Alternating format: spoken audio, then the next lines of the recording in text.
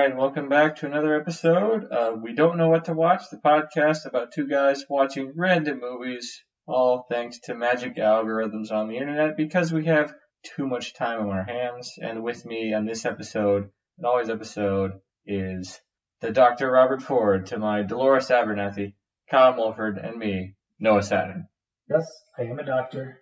No, I'm not a real one. But I play one on TV? I can't even claim that. Okay, so what do we have today, Kyle?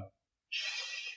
We've got little secrets. Little secrets? Little secrets. Okay. What's this movie about, Noah? If you take a couple of early 2000s cliches, sprinkle in some of that Disney Channel original movie style magic, throw in a higher budget than what it should have, and throw it in a blender, and then you get Little Secrets. You know, speaking of that, did you see that I think this was supposed to originally be a Disney movie channel? Yeah, I think I saw that too somewhere, but then it actually got funding from MGM and I believe went theatrical. Yes, it did go theatrical in 2002. This is directed by Blair Trejo? Danny Trejo? Danny Trejo. No. Which is Danny Trejo? I didn't see what else they directed other than a bunch of Power Rangers episodes from several of the Power Rangers series. So I mean, that does explain the giant monsters in rubber costumes towards the end. And I will say that this is a 2001 movie, and it feels very like Disney Channel movie. Mm-hmm. But it does have a young Evan Rachel Wood who went on to consistently work. I mean, maybe she doesn't have like the greatest resume, but she is in Westworld now, which is a very popular show. Yeah, and that's why I did the Westworld intro. So, and she does play Dolores Abernathy. So I'm Evan Rachel Wood, and you're Anthony Hopkins. Well, I'll take that. And then it also stars Michael Angarano, I believe is his name, and most people are going to recognize him as Kurt Russell's son from Sky High. So he's the kid from Sky High. He is the kid from Sky High. And then also we have David, character David, his older brother in this movie, played by David Gallagher. And he was Simon from Seventh Heaven, for all you Seventh Heaven fans out there. And probably the biggest star is Vivica A. Fox. Yeah, I mean, don't forget, she was in Sharknado 2, and she was in Batman and Robin. That is quite the resume. Truly. No, Vivica A. Fox, she always turns in a great performance whenever she shows up. No, for the clunkers she's been in, she has actually been in good stuff too. So she's a good actress. So we start out with what? Start out with some nice, lovely, kind of bouncy orchestral music as we go through this kind of lovely suburb type town in somewhere land. And it opens on, there's this little box thing. It kind of reminded me of Lucy's The Doctor Is In box, you know, that she sits behind in the Peanuts comics. Yeah, her stand, basically like a lemonade stand. Yeah, and it was a secret keeper box. And yeah, then we do this pan thing where it pans through the town. It's like a one shot, only we're like speed up while we're in between everything. And we speed up to Evan Rachel Wood playing the violin in a room. And then we speed up to a neighbor kid eating breakfast and stealing $20 from his dad's wallet. And these are little kids. Like Evan Rachel Wood is a teenager. She's 14, at least her character's 14. And the rest of the kids are like kids. 10 or under. Yeah. And then it speeds up to, and this is just setting up a lot of her clientele in the movie. For a movie like this, there's a fair amount of subplots that are surprisingly fleshed out. I actually liked the subplot. Oh, I like the subplots too. They're my favorite part. They might have been the best part of this movie because there's a lot of good comedy to those. Because we're setting up, okay, we have the kid stealing the money, then goes to a kid's stealing a cat, or she has a cat and she's taking it home. Little girl finds a cat, takes it home. And then also sending emails to someone on her sister's. That's a different kid. Oh, that was a different kid. Those were two different ones. Okay, yeah, that's right. And there's a different kid who goes to secretly sending emails to a boy under her older sister's name. And then we have another little boy who takes a globe out into the backyard, and he decides spins the globe, lands on China, and then he brings out a shovel, and guess what he does? He starts digging to China. Digging a hole to China. because we all wanted to do that when we were kids, Who right? didn't want to dig a hole to China? Because it was always the thing, like they're right on the other side, so they're like, can you just dig a hole all the way down Yeah, to I'll get you China? some Chinese food or something. You won't burn up in the core of the earth or anything. So we get those all, we establish the whole neighborhood, which is actually kind of a cool shot because it takes its time. It takes its time, but also it gives you each of the characters that you're going to be seeing in all of this movie in a fairly shortened span of overall time. So it's not like drawing out this whole thing. You get the gist of what each of these characters are with the little snippet that you get at the beginning. It's a very good introduction, actually. Oh, yeah. Then we go back to Emily, and her friends are at a camp. They're at summer camp. And she is staying home because she wants to be in the symphony. So she is practicing the violin like you wouldn't believe. And her friends will make videos and send them to her, just updating her on camp. You need to come back for the last week of camp. Last 2 weeks or whatever. And then screw the symphony. The symphony sucks. Yeah, exactly like that. And then she does a tape back and says, oh, I can't make it, blah, blah, blah. I got to practice. And then they have this little thing that's like, wop the o-wit-wah. That's a running thing. Wappa-wit-wah. Wappa-wit-wah. And you don't know what the hell that means. I assumed it was like a sorority type thing at first. Yeah, they're only 14, so I'm hoping they're not in a sorority. You got to start early, right? Junior sorority? They'll get all the hazing out of the way in high school. Something like that. So they end their thing with the wappa witwa, and then she goes and opens up her secret booth, and she looks out the window, and right outside of her secret booth, like a line of just kids. a line of neighborhood kids. Say about 10 to 12. Yeah. And she keep your secret for you for 50 cents. Which I thought was kind of like, when going into this movie, when I read the premise, I was like, what? Why are people like telling a secret? Like, what? That doesn't make any sense. Why are you paying for someone to keep a secret? Why can't you just keep your own secret? Well, then you learn out why. It's actually pretty funny. Well, yeah, because she ends up giving advice to these kids, but also it's so that these kids have someone they can confide in, so they're not like keeping it in, but they're also not like confessing to some. Yeah, because the worst thing you can do is confess to mom and dad. Isn't that right? Yeah. That's the worst thing your two kids could do. Yes, that is the worst thing. Actually, what they're doing in this movie is probably the worst thing they can do. That's true. Well, we don't want to spoil, but that's kind of the theme of the movie. I'm just spoiling away, aren't I? So she's got this line. She gives advice to them, and then she sees a new family moving in, and there's another subplot. Her mom's having a baby. Oh yeah, her mom is having a baby, and she's not happy about it. And this subplot has something to do with the secret that she is keeping. And so that's like a double subplot there. I assume it's just like Pretty Little Liars in the sense that everyone has a secret, except I've never seen Pretty Little Liars. I haven't either. I've seen one of the main girls in that movie, Truth or Dare. Oh, good to know she's doing well. Or not. That wasn't a great movie. She has to go to the store with her mom to pick out some baby stuff.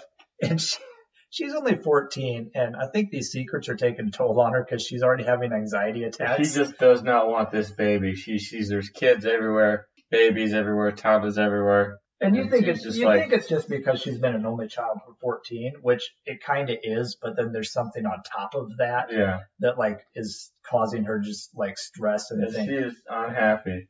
And actually they keep that a secret from the audience pretty well because I didn't figure that out until it actually happened at the end. Uh-huh. She meets one of the neighbors. I thought this was kind of funny because one of the neighbor kids, the older boy, flirts with her at the store. At the mall, he's like, hey, could you point me to the escalators? I'm new here. The escalators that's right behind me. And then she's like, yeah, just turn around and walk 3 steps. So that's kind of a fun meet cute. Well, the funny thing about that was then we cut to her coming back home, and he's already home, I guess. He's already home helping his parents unpack stuff. And he was helping unpack before they went to the mall too. So it's just like, oh, was he stalking her? Or... Unpacking takes a long time. Maybe he went to the mall to, Well, maybe he got home quicker because she's like at the mall. Maybe had some other shopping to do, that sort of thing. Well, we'll let that one slide, I guess. That's not too terrible. Before we go further, can we just take a moment to talk about just the process that we see this multiple times in the film, is that when she gives advice, so basically she has their booth out front, and then there's a jar and says secrets kept 50 cents. So they come in, sometimes they're carrying objects, sometimes they're not. So then they go, they deposit their 50 cents, and then she invites them kind of behind this beaded curtain. It almost looks like a confessional booth. So I was assuming when she first starts, I guess, all right, tell me your secret. I was just assuming like she was going to like absolve them with like the sign of the cross afterwards. Maybe 30 Hail Marys. Do 10 Hail Marys and 4 Glory Bees or whatever, and you'll be good. Yeah, I kind of thought the same thing, but then she takes whatever, because most kids, their secret is they broke something. Oh, like I broke a plate or something. So then what they do, they take the broken pieces and then they give them to Emily, and what Emily does is that she writes their name on it, and then she has a special chest with her name on it. So then she unlocks the chest and then puts a bag in the chest for safekeeping. So what's kind of funny about this is that, then there's just bags upon bags in this chest. So, I mean, business is pretty good for her so far. But yeah, she's making some money hand over fist here, like 50 cents at a time with these kids. I wonder if the parents don't know that she's swindling all these kids out of money. How would they not know? Because she's got a big old booth in her driveway that says 50 cents for secrets. Are the parents not realizing this 14-year-old is taking these young children's money? I don't know. Maybe they view it as more of a public service thing. It's registered as a nonprofit. Or maybe she does.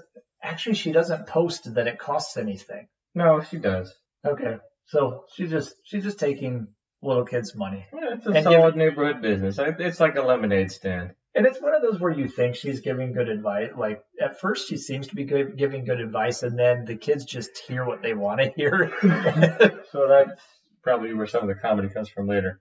Yeah. So anyway. Well, then after she does all this with the kids, she goes in and wants to watch a PBS concert because she's in love with some... Well, before that, she meets the older brother, that's David, and then we cut to them unpacking stuff at home, and the younger brother, Philip, he's unpacking, and he sees like a knight from a special chess set or something, falls on the ground and breaks it. So then what does he do? Does he tell his parents?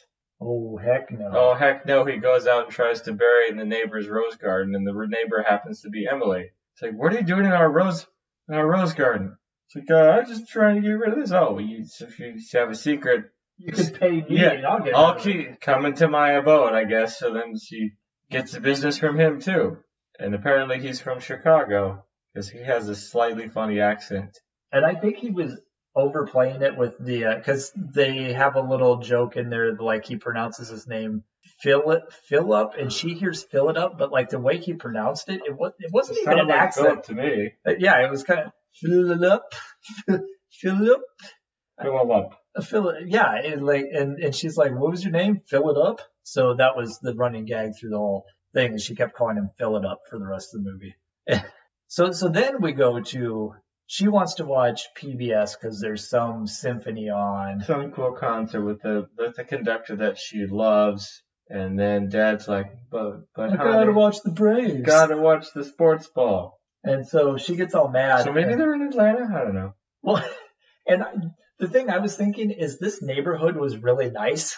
And the dad was like, well, I gotta watch the game. And we can tape your concert. And she's like, well, it's just not the same if it's not live.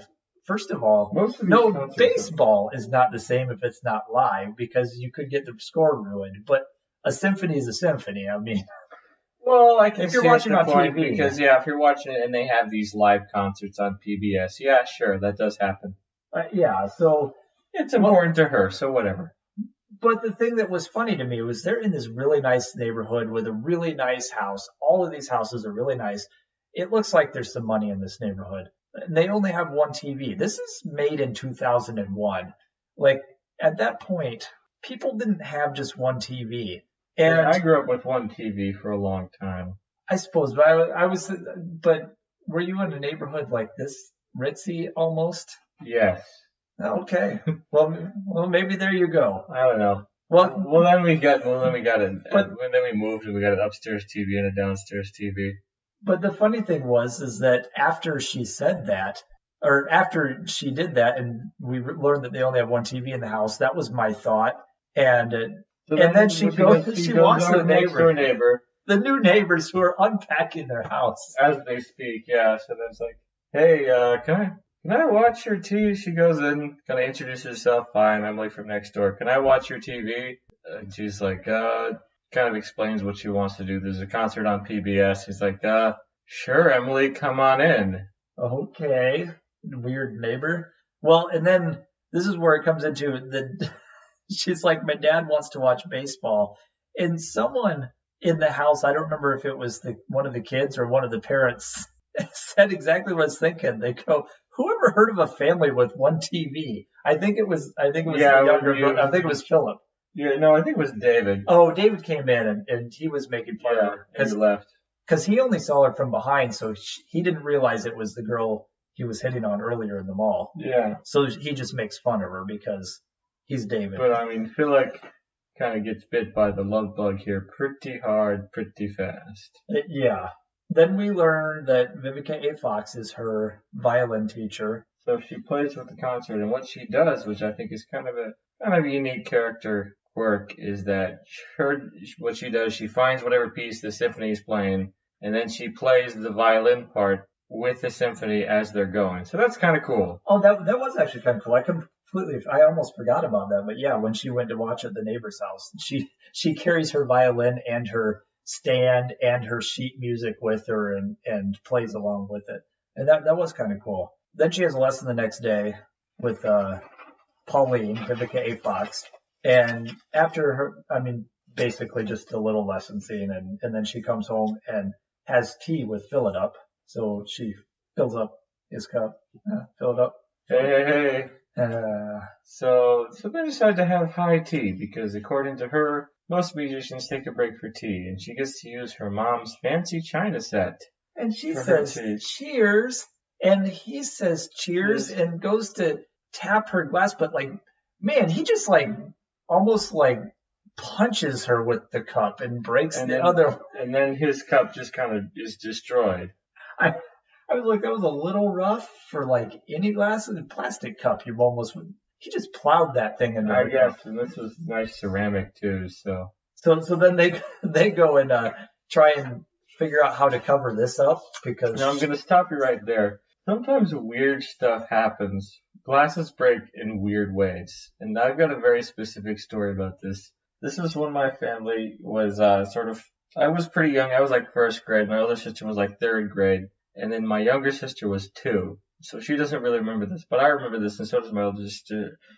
We were at some sort of noodle place, and we had sort of a little magnet doodle, which is those little things where you just has magnets in it or something. Yeah, and then you have a little swiper thing to erase it. So she was kind of swinging it around because that's what you do when you're in third grade, and I was drinking Sprite. I don't know why I remember it was Sprite, but it was Sprite. So what she did, she's swinging it around just kind of lazily. And then something where the pen or whatever, the part of it was attached by a string. So then that hits my glass. And then it hits it in just the right spot where half of my glass just kind of shatters. It was the most bizarre situation. One of the weirdest things that's ever happened. Was it just the pen thing that hit and not the actual magnet? It was just like the pen thing. It just hit it in just the right place. And the glass was just shattered. I just remember Sprite just slowly bubbling out, but I kept drinking it because I wanted to save some of that Sprite. You take glass shards in your glass and start chomping on it. And then I died later that evening in the hospital. And you're not sitting here right now. Yes. That's crazy. That's like those scenes you see in movies where something goes and just tink, and then just falls over. Yeah, it was bizarre. But that does happen. So then okay, now we gotta cover this up, right? So what they do is all right, we'll get some money and we'll see if we can find a new one to replace it. So then they take the train to town, whatever. So they take the train to town. It's okay, so then they go to this antique shop. And they go talk to the guy, we need this particular pattern. Well, I have this pattern? No, it has to be this particular pattern. It's an old family heirloom. It's Well, tell you what, I'll send you to the best kept secret in town. And what's the best kept secret in town from this kind of fancy antique store type guy? I don't remember what the name of the store is, but it's basically their version of Dollar General. It's a dollar store, which I thought was real. That was a good joke. That was actually fantastic. You can get that pattern at the dollar store. And so they go and buy like a whole set of them. So in case anything else breaks, like we'll buy some extras, So yeah, it's like a set of 4 for like $15. So you can barely see that it says "Made in China" on it.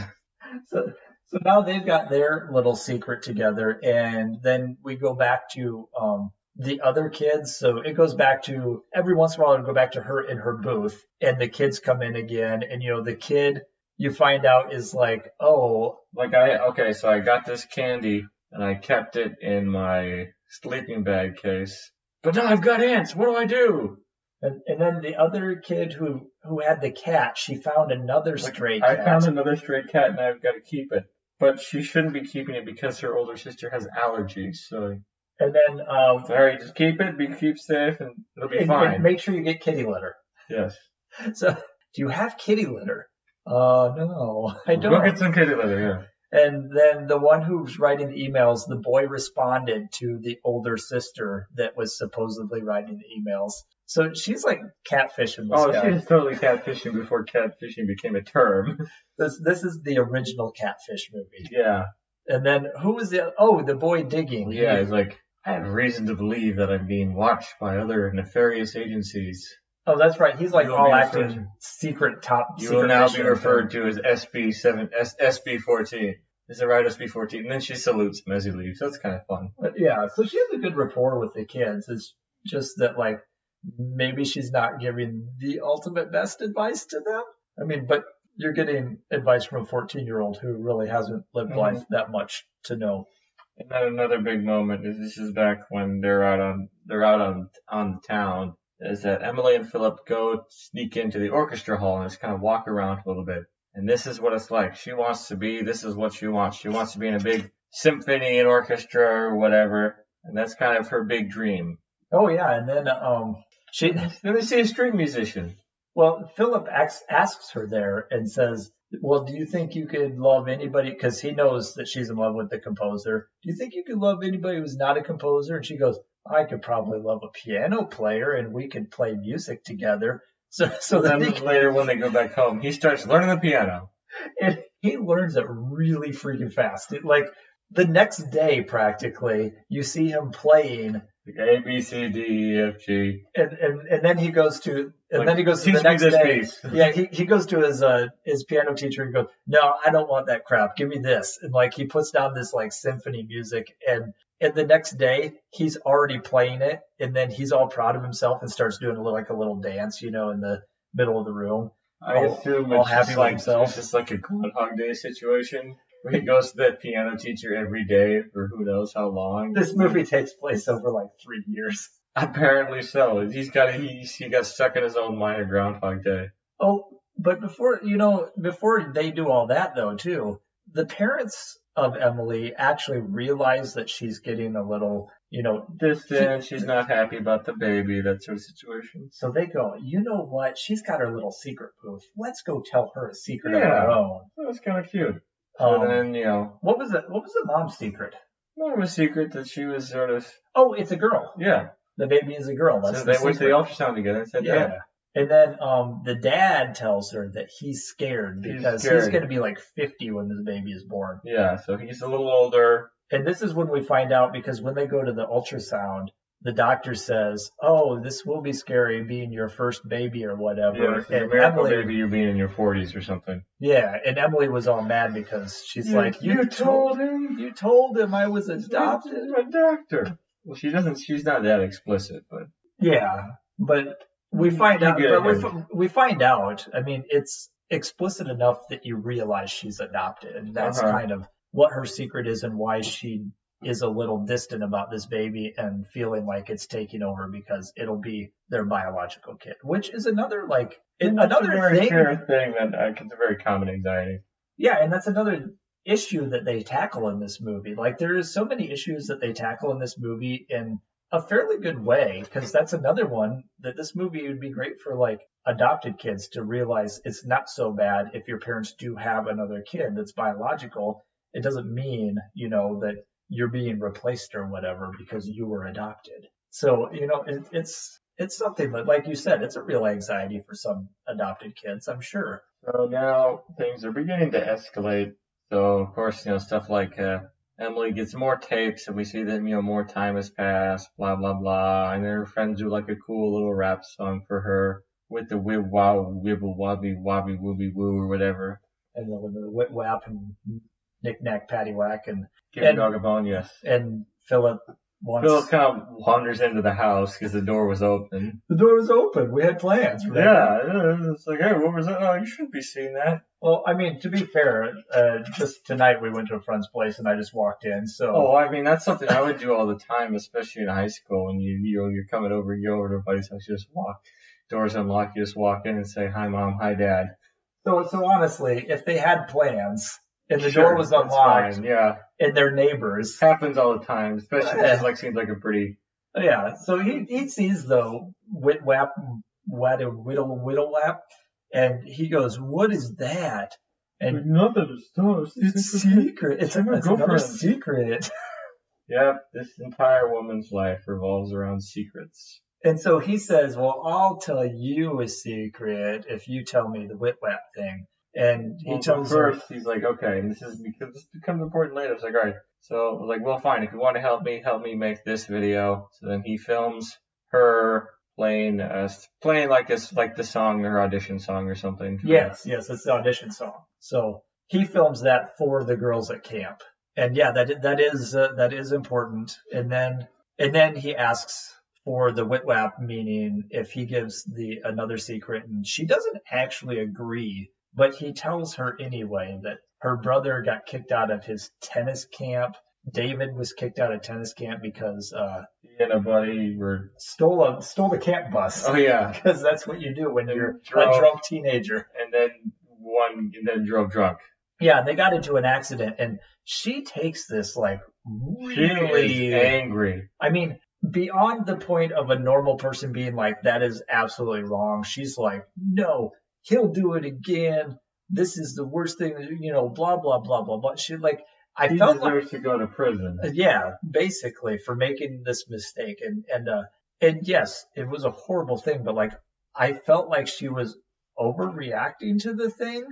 And then that becomes important later too, because that's nice. I mean, that's good on the screenwriter's part. Yeah, it really is, because that's one thing I can say about this movie is the screenwriting is good, because there were things and payoff. Pretty much all the subplots pay off in one way, shape, or form. Even the very smallest subplots of all the kids. The girl goes to the secret booth all the time, who now just starts taking other people's cats.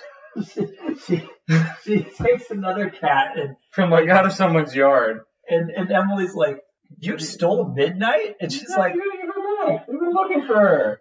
Well, no, and I don't like the name Midnight, so I changed her to blah, blah, blah. I can't remember what the name was she changed. So she's just like, no, I don't think that. I think I need the cat more than. Then later on, you see her just wandering around the neyborhood with a big net. She's catching cats with a giant butterfly net. But, now I forget. Oh yeah, that's actually where it was all the kids coming back again, and that was one of them. The candy kid. Gregory, the candy kid, just realizes that he doesn't have to steal money from his dad's wallet anymore because it's easier just to steal directly from the store. They show him at the store just throwing Kit Kats or candy bars or something in his pockets of his coat. And then his mom's like, "Oh, you're doing so great, Gregory. Pick 3 candy bars that you want," and then he just takes one instead. Like, oh, how good of you. No, she asked him to take the gummy bear because she doesn't want him eating candy bars. Oh yeah, that's why he had to hide the other ones originally in the first place. She goes, "Oh, you don't want any candy bars? Then you're just gonna get one bag of gummy bears? That's great. Way to be." But the best one is the catfisher. Yeah, Isabel, whose older sister Jenny is actually friends with Emily, one of the camp friends. Yeah. So she goes, the online dater that she's catfishing decides that he wants to meet her meet Jenny, the older sister, in real life, even though he's never actually talked to her. And so Isabel comes to Emily and asks, I need you to help me with do I look 14? Can I pass as 14? No. Well, that's tough when she had all you're this 9. makeup on. Yeah, listen, why don't you just gotta tell him the truth, gigs up, and you gotta tell Jenny too. It's like, well, let's see. Actually, no, I'll say that Jenny is dead. That's perfect, or she's busy. Well, it was because Emily, I think, facetiously said, well, you could just tell him that she's dead. And she goes, that's a great idea. Can you help me write an obituary? So she's trying to tell this dude that her sister is dead. And then the friends come back from camp, so they're back now. And then David decides Philip's out playing street hockey by himself. And maybe that's more of like an East Coast thing. I don't know. I've never seen anyone in real life ever play street hockey. It's always been like in TV or movies or something. We had a couple that would play it every once in a while in my town, but it was only a couple people. So it's not a huge thing around here. I don't. That and like lacrosse, at least here in the Midwest, it was just not a thing. Yeah. Nobody plays lacrosse. Yeah, so he's not a real sport. Well, maybe it's not much over there because he was out there playing it by himself. Yeah, so. I suppose. He's got like 7 million kids in the neighborhood, and he's playing this by himself. So he's playing, and David comes out and, teases him and whatnot.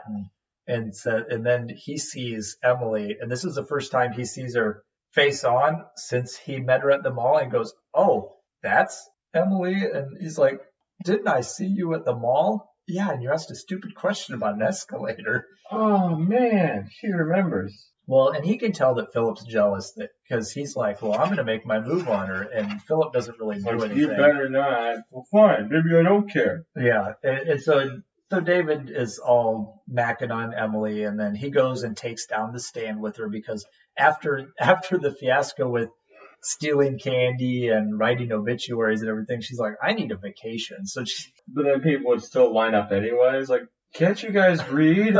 Some of them are like, no. We need your help. Well, and this is another setup and payoff too, because earlier when her friends came back, she denied Philip tea because she's like, oh no, this is just a girl thing. And then David is hitting on her and she's flirting back. So he's all pissed. And then he sees her take down the stand. So he starts charging 75 cents. Yeah. Then come back later. So she's busy doing other stuff. And then he apparently off camera, Philip sets up his own shop and he starts charging 75 cents and free lemonade. So at least there's that for secret keeping. So it actually is a lemonade stand now. So that was really funny. Like, you're gouging prices. He's like, I'm giving them free lemonade. Exactly. Well, no, they're paying an extra 25 cents. Like, what are you doing? It's like, well, supply. He kind of points at himself, points at the kids. Demand. That was pretty good payback though for her kind of blowing him off a little bit. And then we have the big the baby shower scene at the end. So the mom's having a big baby shower. Everyone's invited, including and Emily is just not happy. Including Pauline. She's not happy, but she's supposed to play a piece at the baby shower. Yeah, even earlier in practice, she wasn't doing so well. And then Pauline's like, now tell me, what's going on? She's just really unhappy about this secret about knowing that David was a drunk driver. Yeah. She talks to her at the baby shower in a room and then has a good talk with her. But you know what? You're right. These secrets aren't good for me. I should just give everything up. And then, so what part of the setup is that there's this really awkward conversation with David. It's like, yeah, what's going on? We're not doing okay. It's like, no, you should be in jail. You're a drunk driver. Blah, blah, blah. Oh, that's because David was actually already in the bedroom, remember? Yeah, because he was talking to Philip. Like, what's up with her? I was like, oh, I told her your secrets. Like, what? How could you? Then they get mad. She storms off, goes to her bedroom. And then they eventually go to the bedroom, get in a fight, blah, blah, blah. Then Pauline has to come in and de-escalate the situation. Yeah, so Philip's mad that she told David that she knows about the drunk driving incident. And then Philip is mad at her, so then he rounds the corner, and then the two friends from camp are there, and he had learned what Willy Wahoo means, because she finally told him. And then her friends get mad at Emily and blah blah blah, and everything falls apart. It's all There's drama. just too many secrets. And then that's when Pauline talks to Emily about the whole secret keeping thing and says, my secret is, because I didn't actually leave the orchestra. I was fired. And that's something we didn't go over, is that like Emily looks up to her teacher because she used to be in the symphony and she thought that was really cool. So she's really looked up to her, and she thought that she left the symphony to teach. However, she was actually fired from the symphony. And then started teaching. And so she started teaching out of necessity because she needed another job. I'm just going to assume she was in the same symphony with Dana in Ghostbusters. Yes. Dana took her place. Yes, I assume that's what happened. No, it's that one guy she was with. What was his I name? forget. But because that was Ghostbusters 2, right? It was Ghostbusters 1. But... it was number 1, dude. And then the only thing I remember about this guy is that she's talking to like Bill Murray about something, and then he just cuts to him and he like puts in like a nasal spray or something. Yeah, so we got drama everywhere. Philip's mad at Emily. Emily's friends are mad at her because she told about Whitla. But she gets a nice pep talk from Pauline. You know what? You're right. Just give up all my secrets. Tell them everything. And so then she's gonna play, because her window is kind of right by kind of on the second story. They've got like a nice lattice, almost kind of roof overhang on the garage or whatever. So she's gonna go play her violin there for everybody. And another thing that was set up and pay off is throughout the movie, you see that she likes to go up to the roof and just hang out. And that's actually where her dad told her his secret, that he was scared about having this baby. So it's set up that she goes out on the roof a lot, and her parents don't like her up there because she could fall. Well, spoilers. Then at the baby shower, she goes up to play the violin, and she wants to play from up there. Well, then, as they say, in Chekhov's roof, and if you load Chekhov's roof in Act 1, someone has to fall off in Act 4. She falls off the roof and dies, and that's how the movie ends. And then it's even super dramatic because you see like the music stand, and then her violin slowly falls off the music stand and gets smashed into the ground. Slow motion, like the shattered, brains everywhere. It gets really bloody. It kind of comes out of nowhere. And actually, you kid, but the scene was shot well enough that I was watching going, is she gonna die? Did she get my girl?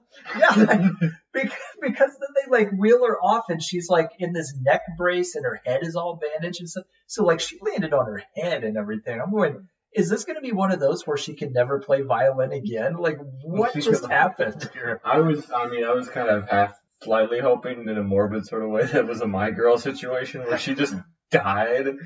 And then everyone else was left to pick up the pieces of all the secrets and stuff. Literally the broken pieces. Yes, from the I would think they might have gone full Bridge to Terabithia, but spoilers to that stupid book that we had to read. So she has a slow motion fall to her near death. Did you have to read Bridge to Terabithia? We did, and I don't remember it that well. I do remember watching the movie then when it came out several years ago and crying because it's so sad. There's actually 2 versions of that movie, and I've somehow seen both. The book was, I don't know why we're on this tangent, but the book was written in the 70s. So then the first version of the movie came out late 70s, early 80s, so that kind of makes more sense. But anyway, and with that particular version of the movie, the only thing I really remember in it is that Kurt Russell was the dad. Oh, okay. It was Jess's dad. And then in the remake of the movie, the dad was Robert Patrick. So I guess we go from Snake Plissken to T-1000. Both good choices. I suppose. Oh, so where were we? She falls to her near death, and then Phil gets upset about everything, and he goes and breaks open her chest and gets his bag out and says, he's sad, upset, oh crap, we're fighting and everything, and then she falls off the roof. It's She could be dead. Why am I lying about got Peter Parker syndrome. Everything is his fault. It's all my fault. She fell off the roof. All my fault. Bruce Campbell should be playing Mysterio. It's all my fault. So it would be invasive, no? It's lobby guy at the theater. Or the wrestling announcer. Or the waiter. Poor Bruce Campbell. Like, he gives Sam Raimi his career by, like, giving this awesome performance in Evil Dead. And then he's relegated to these bit parts in, like, these big blockbuster movies. Well, he's doing okay. Yeah. He's done all right for himself. We are really getting off topic. We should wrap up this episode at some point. Okay, so he gets all upset, and he decides to tell the truth, and so he takes the chess pieces or whatever. And they're like, oh, you told me the truth. Oh, who's a good boy? Oh, who's a good boy? They pat him on the head. They give him a belly rub. Oh, you found the chess piece. Good boy.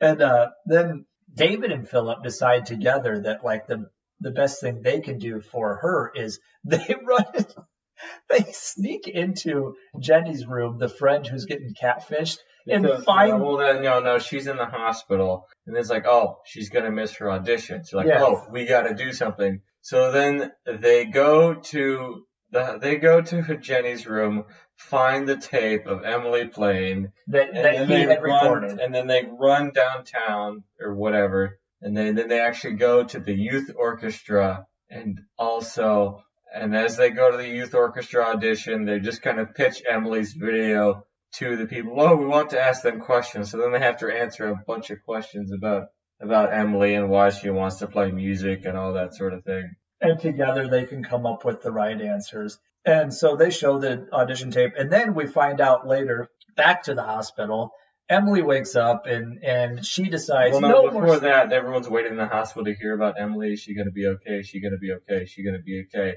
And then the water breaks. And then Mom goes into labor, because that's what always happens in these types of movies. Always the perfect timing. Chekhov's baby. You establish a baby in Act 1. The baby's going to fall off the roof in Act 4. Exactly. Baby's born. Time to throw it off the roof. The baby girl, gonna name her Grace, and then everyone gets back together around Emily's hotel room. And it turns out she's okay. She's got like maybe a concussion and like a broken arm, but other than that, she's fine. So I don't know, maybe she just fell in the rose bushes or something. Yeah, and she decides that, like, after all this and the talk with Pauline, she's like, I don't want any more secrets. And she tells her friends, guys, I'm adopted, and also, hey, David, the reason I got so mad is because I was adopted because my parents were killed by a drunk driver. This kid is... She kind of lays it on him. She has all these, like, secrets, and then her parents were killed by a drunk driver, and man, she's got a lot of stress going on. So then she gives all the broken stuff back to the kids after she gets out of the hospital. Gets out of the hospital, find out, oh, you did make it, blah, blah, blah.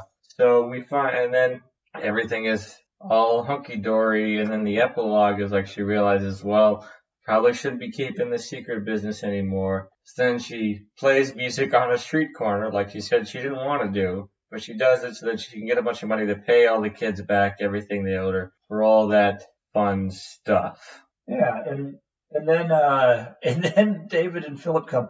Okay, Emily and Philip became really good friends, and the year difference is she's like 14 and he's 12. So like, and then I think David is like 15 or 16. Yeah. So she's like right in between them. Mm-hmm. And she becomes really good friends. This is where it really hurt me, right? Like, she goes over at the end of the movie after everything's all cleared up and everybody's good. And she goes, oh, this has been great. And you're a real friend, and kisses him on the cheek, and then goes, I'm going to go date David now, and gives him a big old kiss. It's like, oh, this whole time he's like in love with her, and like, and then, they become really close. And then he's put in the friend zone right at the end of the movie. Whatever. I think he's fine. But it was sweet. She still gave him a peck on the cheek. So yeah. So, but then David, who was like stalking her and doing really bad pickup lines and all this other stuff, he gets the girl at the end. But that's just my younger self coming out all bitter. I guess. Did you have like some sort of failed romance in the early 2000s that you want to tell us about? more like. Does your wife listen to this podcast? Well, no. So you can say anything, right? Basically. Yeah, before her, everything was failed. Everything was friend zone for me before my wife. So. And then even before that, so now we just get a nice, we tie up all those loose ends from the subplots. And of course, there's a new baby. There's a new Everybody's baby. happy. She gives out advice. It's like, all right, so Gregory, what you need to do is go admit your wrongdoing to your dad, and then hopefully do everything you can to go to the store and work it off, or do anything you can for that. Isabel, you gotta just be honest and tell your sister everything. And then the best part is like then while they're talking about other stuff, you see Isabel in the background go tell her sister. And then her sister, you just hear really loudly, what? Well, because also she's opening all the bags of the stuff that Isabel's broken over like the year or two. So that was funny too. Yeah. And then because people have been coming here for a long time because this box is just filled with stuff. And then what happened with the kid stealing money? Yeah, he had to go steal candy. He had to go back to the store and give everything back and that sort of thing. To that. But then one of the best was the digger. Oh yeah, the best part is like, oh, where's Mikey? He hasn't come back to your stuff. Well, he'll come to get it later. And then it slowly goes to Mikey, and he had just dug this big hole in his backyard. He's got sweat off, so he's kind of wipes the sweat off, and then it kind of the slow, like a crane shot goes up to this guy, and you realize that like he found not just bones, he found a T-Rex skull. So I think that's amazing. The fact that one of them panned out to be true was probably that was fantastic. That was the best joke. Because that's why he thought people were following him. He said something about, I think I found like a dinosaur bone. And they're not human or whatever. And she's like, it's probably just like an old human bone from back in the day or something. It's not just like a bone. Yeah, it's an entire skull of a T-Rex. So I assume he just probably has a complete skeleton wherever they are. And then at the very end, we pan up and we see that Emily's parents say something about, we got you a little something. She goes up to her room and then they pan over to a new violin, and then they show a shot of her and she starts looking out the window, and I thought for a moment she was going to go sit on the roof again. I was like, no, don't do it. I was really hoping she was just going to say, like, talk to the camera and just go, well, that's my story. Like Ferris, don't play on the roof. Ferris Bueller ending, just like, movie's over, go home. So that's that's Little Secrets. It's perfectly fine. It's a fun little kids movie, I guess. Did you watch it with your kids? Actually, yeah, I was going to say, who should watch this and why? Well, first of all, who should watch this? This is aimed at like 10 and 11-year-olds, I think. It could be aimed at boys and girls, just in that age range, which is a good age range to aim at because there's a lot of teen movies, there's a lot of little kids movies, but there's not a lot of movies tween movies. There's not a lot of tween movies, and this one is good because the story structure is great. There's a lot of payoff. There's payoff to everything they introduce in this movie. Yeah, this is surprisingly well written. Nothing is wasted in the dialogue. Even all the subplots. It almost reminds me of something like Alfred Hitchcock's Rear Window, where they've got like 4 or 5 subplots, and every single one of them gets resolved. So yeah, I was impressed at how they resolved everything. And this is not a long running time either. It's like an hour and a half. Yeah. And so it's a really good movie that's a really well-made movie for tweens, 10, 11 up to tweens. And also it has a lot of great lessons like bottling up secrets and not letting the truth out to the people that you've wronged is just going to eventually like snowball. Yeah, ultimately, it's okay to just like, if you break something, just tell your parents. It's fine. Just fess up. And then also a lesson about like adoption versus biological kid. I thought that was actually a good lesson in you don't have to feel like you're going to be loved less because you're adopted. And I liked her relationship with her parents. It was kind of like how, especially the scene with her dad. Like he's like, yeah. I mean, I'm almost 50. Like I'm this kid graduates and goes to college. I'll be an old man or just yeah. And then also the lesson of if you play on the roof, you could almost die. Or if you dig to China in your backyard, you'll find dinosaur bones. You will find a T-Rex. Yeah. So, yes, I would recommend, if you have kids in the teen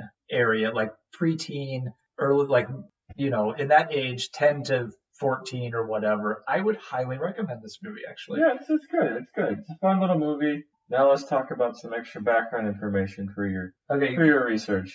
this movie premiered at the Heartland Film Festival, which I don't know if I've ever heard of the Heartland Film I Festival. think I've heard of it in passing. And we live in Heartland. Yeah.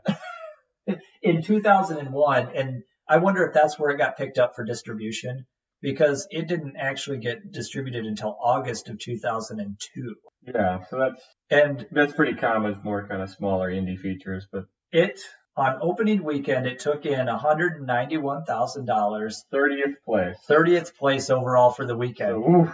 Other opening movies that weekend, just to see what was opening in 2001, were Serving Sarah with Matthew Perry and Elizabeth Hurley. I don't think I ever saw that.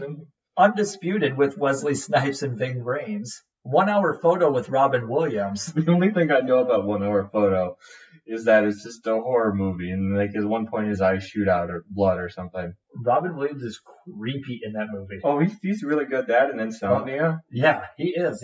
He was good in those roles. And then another movie that came out that weekend was Simone. And this was interesting because Simone is that like virtual person like movie with Al Pacino. I've never heard of this movie. But It's weird. It was one of those Al Pacino movies. You're like, what are you doing? And the funny thing is that movie also had Evan Rachel Wood. she had two movies opening weekend, and nice. one of them was with Al Pacino. Of course, that one did better. So that's cool. And then the number one movie that week was in its fourth week, $14.2 million in its fourth week was Signs. Yes. Water is acidic to aliens. Well, that's a movie I still to this day remember watching in the theater. I did see that one in the theater, so probably that weekend. Because it was 2002. And when the alien walks past in the alleyway, I literally jumped. Like it was like everyone in the theater jumped at that spot. I remember it was one of the biggest jump scares like around my college time. Yeah, that was before M. Night Shyamalan kind of burned off all of his goodwill with stuff like The Happening or Lady in the Water. And I have to say, I really liked Signs. Did you watch Signs eventually? I did see it, and then like years later, then it's just like, man, this movie does not hold up at all. Okay, here's where I get pissed off. Not just because. And everybody who like dishes on that movie about the whole water thing and why would aliens go to a place where it's like 70% water? It's like no one ever said that there was water on their planet. I suppose. And that kind of runs into the whole thing that killed the aliens originally in War of the Worlds, so I can't really fault it for that. Yeah. But what I can fault it for is that I saw a video review of it, and it kind of ruined this movie for me, was that it just like when the aliens are kind of wandering around knocking on the doors or whatever while they're all hiding in the house and being quiet. That movie for me is that they put subtitles to the aliens, and then they're just like, this is stupid. What other made the aliens say silly things? It's like, the only thing keeping us from going is a wood door. Oh, okay. So anyway, that's Little Secrets. That is Little Secrets. Little Secrets about Signs. It's time to go hit the wheel, the spinny wheel. And did we mention at the beginning that Little Secrets you can find on Amazon? It's a recommend if you have younger kids. We found it was on Amazon Prime. Yes. And so we're going to go just full on random movie here this time. Go back. We'll figure it out. No, that's right. So we got The Vengeance of Ursus. The evil King Zagra has designs on the beautiful Princess Syrah. He wants to marry her so he can take over her kingdom and add it to his own. When Syrah is kidnapped, Ursus leaves his farm to rescue her and eventually lead a revolt against King Zagra from 1961. That sounds fantastic. I'm sure it looks amazing. So, on Amazon Prime. Until next time, give me 50 cents and I'll keep your secret. Give me 75, I'll keep your secret and give you free lemonade.